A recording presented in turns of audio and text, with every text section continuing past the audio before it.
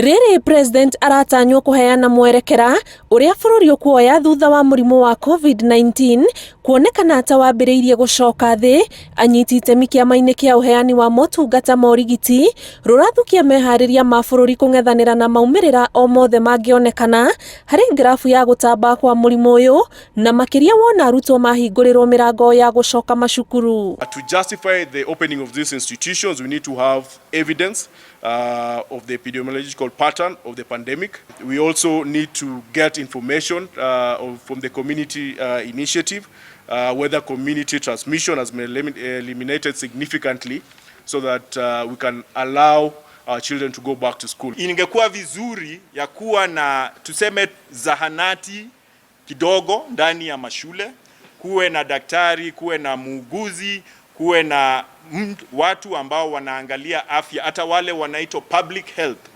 kuangalia afya ya shule. Ruhonge ruru rwa rigitani rurauga bururi nduri urathererwo wega ni mbica ya uria murimu uyu uratamba, ona gutuika muigana uronekana ta wikurukite matuko-ini ma ica ikuhi, makiendekithia ruhonge rwa ugima wa mwiri kuongerera mayu hari ithimi iria iratabanio o muthenya. We are continuing to see low levels of testing in the country, and initially we used to have mass testing. Now it has moved to targeted testing of only the symptomatic patients, and this information that you're being given by the Ministry of Health is not enough to provide us with accurate data that you can use to inform the opening of the country. Nĩikinya marauga nĩ rĩgũteithĩrĩria kũgitĩra arutwo wona macukuru macokereria magĩkua mũrimũ ũyũ waya gũtamba gatagatĩ ka arutwo na makendekithia rũhonge rwa ũrigitani rwandandũrwo nĩguo rũhote kũng'ethanĩra na maumĩrĩra ta macio. Because you have more than 1,500 medical doctors who are willing and ready